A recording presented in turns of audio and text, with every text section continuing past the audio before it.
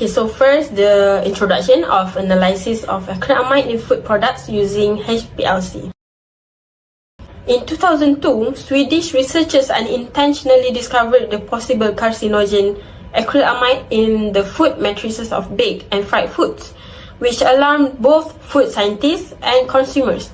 Deep-fat fried potato items, roasted coffee beans, and baked products are the main sources of acrylamide, one of the numerous chemical compounds utilized in things we use every day is acrylamide. It is available in both monomeric and also polymeric forms.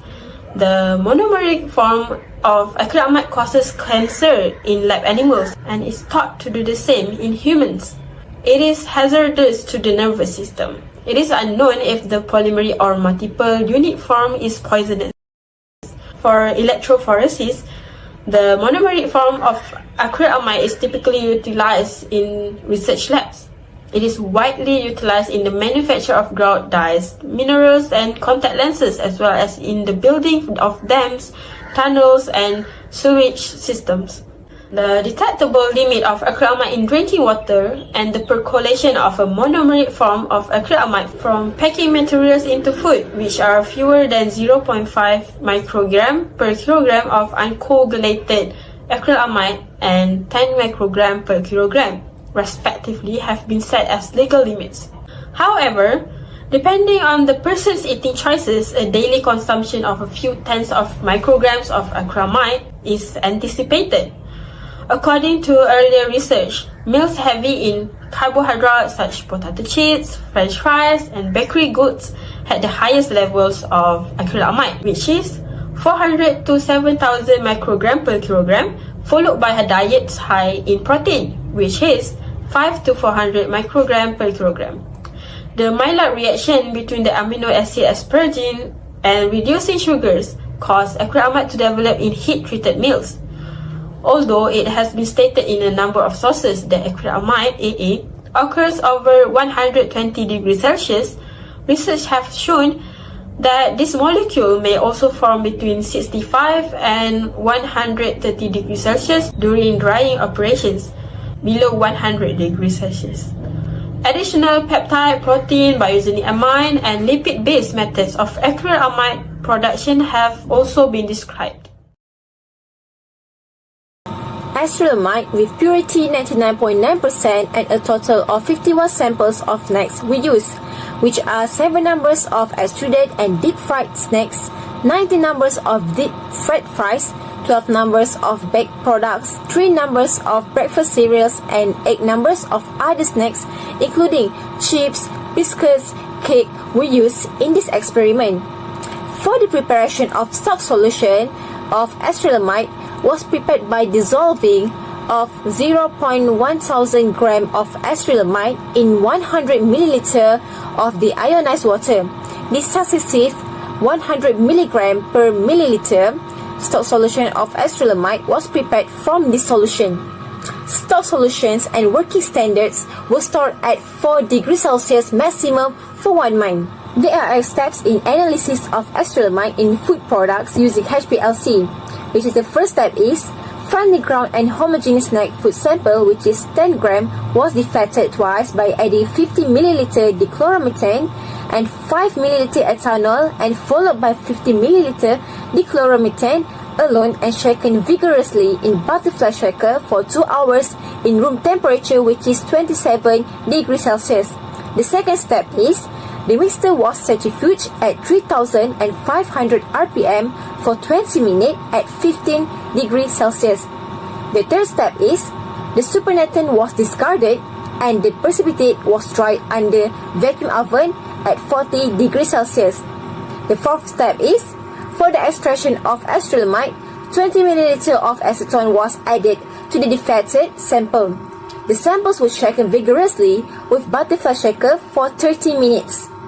And the fifth step is the samples were placed in an ultrasonic water bath at 40 degrees Celsius for about 20 minutes, which followed by centrifugation at 3000 rpm for 20 minutes at 50 degrees Celsius. And the sixth step is the solvents were filtered through a filter paper, which is Whatman number 1, and the filtrate was evaporated and the flash evaporator to dryness. And the step of number 7 is a 2 ml of mobile phase, which is HPLC grade water ratio, as a nitrile, which is 40 ratio 60 respectively, was added and shaken thoroughly to dissolve the residue. And the last step is the aqueous solution was purified using solid phase extraction tubes and injected to the column using a 20 microliter injection loop. Now, I will talk about the analysis of the experiment. A stock solution of 1000 mgml was prepared with 100 ml of deionized water to become a stock solution with 100 mgml. The standard solution that was prepared were 50 picoml, 25 picoml, 15 picoml, 10 picoml, 5 picoml, and 2.5 picoml, and diluted to 100 picoml. Then, the stock solution was stored in 4 degrees Celsius for a month. In HPLC, the most important thing to observe is the chromatogram, the retention time, and the concentration of the targeted analyte. In this experiment, the analyte that need to be observed is acrylamide. First, the chromatogram of acrylamide standards was observed. Then, the chromatogram of acrylamide in food snacks was observed. The retention time of acrylamide to be separated is 1.6 minutes. First, Kurkure Hydra Body has 1.257 picogram of acrylamide. Potato chips lay 1.260 picogram. Kaju Badam biscuits have 1.241 picogram. Honey Loops have 1.239 picogram of acrylamide, while Right Bite has 1.356 picogram of acrylamide in it. So, in conclusion, to measure the acrylamide concentration of snack food products, a precise, accurate, and quick HPLC UV detection system was devised. When compared to previously published research on the detection of acrylamide, the suggested approach has a superior limit of detection and RSD values. In India, the current approach was effectively used to estimate the acrylamide concentration of 51 distinct types of commercially accessible packaged snack foods from both organized and unorganized sectors. Snack foods had an acrylamide level ranging from 371.56 microgram per kilogram to 6391.73 microgram per kilogram. The potato chips from unorganized food manufacturing plants had the greatest acrylamide concentration. Indian foods have a greater acrylamide concentration than foods from European nations. Thus, food processing firms should be careful when choosing materials and processing techniques to have a lower acrylamide level.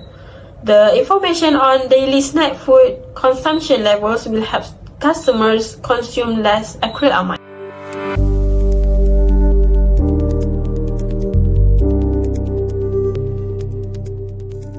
UV visible absorbs organic and inorganic chemicals as well as charge transfer.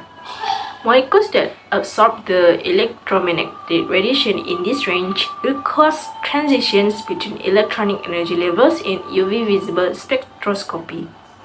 In molecules, it also includes a vibrational and a rotational sublevel in addition to an electrical level.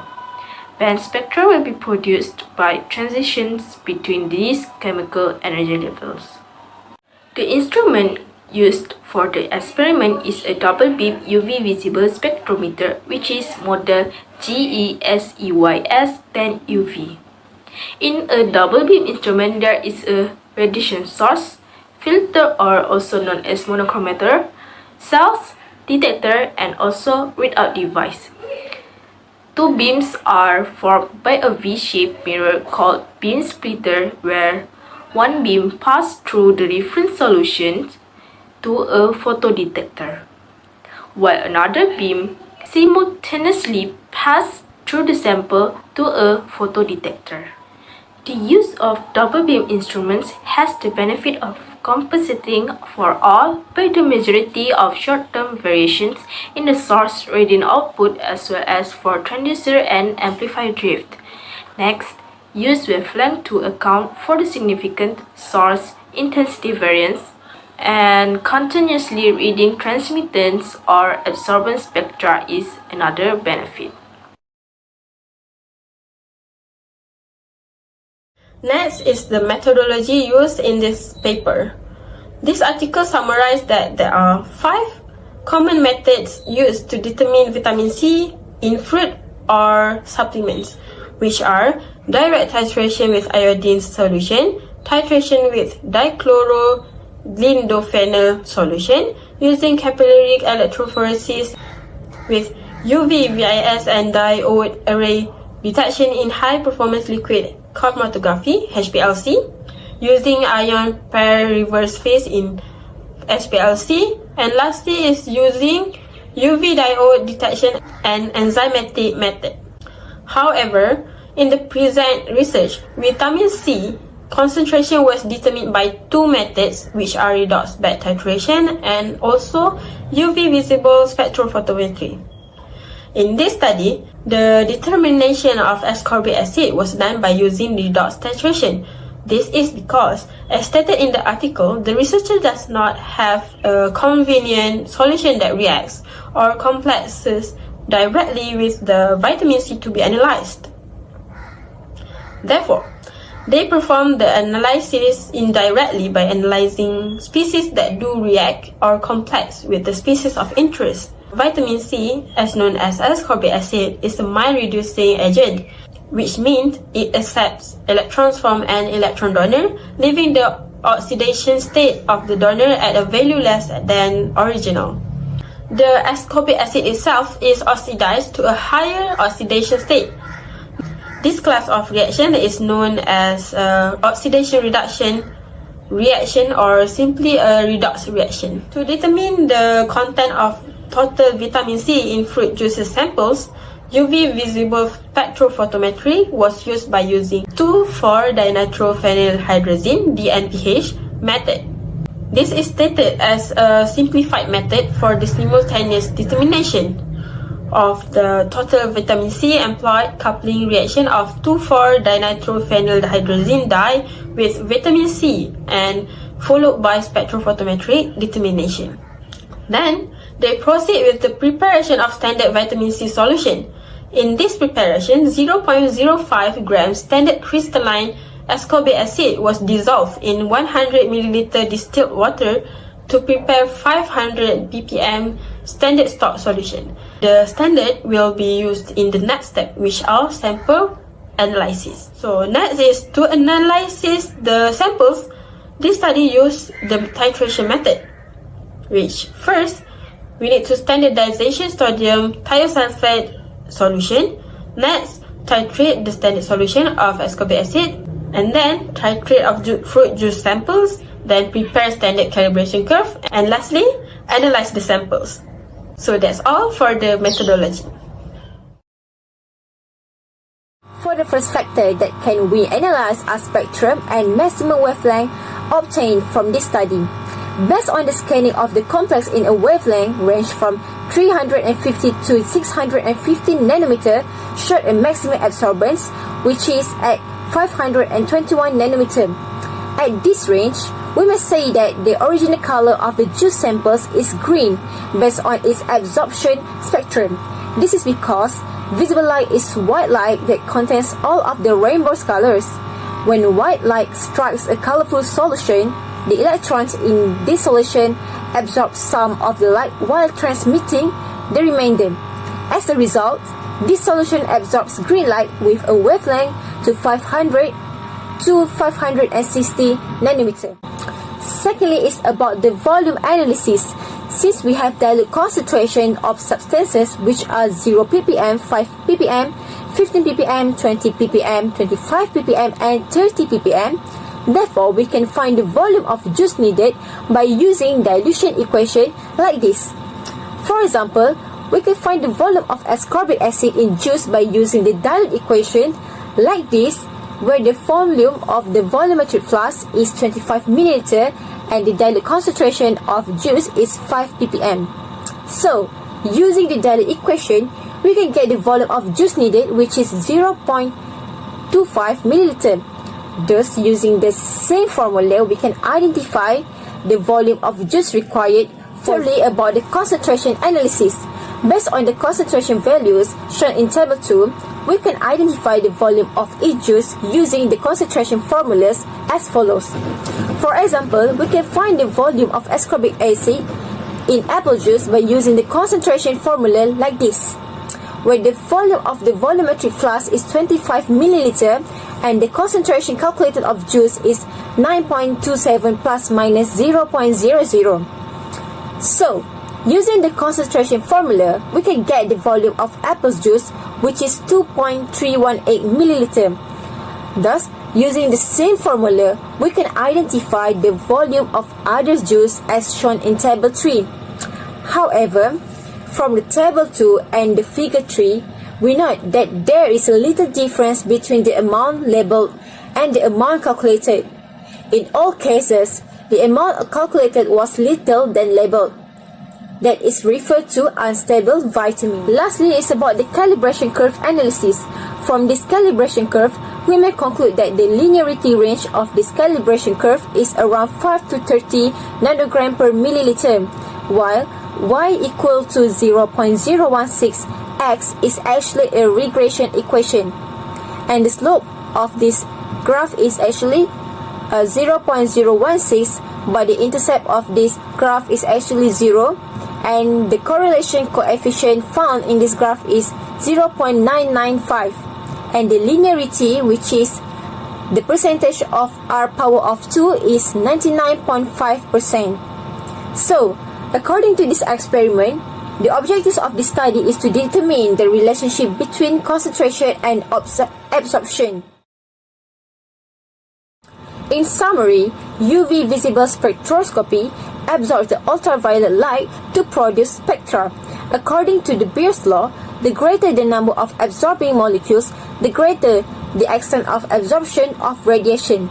From the experiment, the results of the study show that some locally available in fruit juices are natural sources of vitamin C and generally agrees with foreign samples, show that the juice samples were of good quality and had a reasonable value in relation to the amount that was labeled. For your information, vitamin C deficiency have their own symptoms such as scurvy, which is rare in modern world when concentration of less than 11.4 mol per liter are found, while hypovitaminosis C, which is less than normal value but greater than 11.4 mol per liter, is connected to alter redox balance and increases the risk of cardiovascular disease complications, immune system dysfunction, poor wound healing, exhaustion, and mood disorders. You know what? Knowing the concentration of vitamin C in a beverage or supplement is important since it will determine whether the vitamin C will benefit our health or cause disease. Consequently, we must take it, which is vitamin C, in accordance with the directions provided.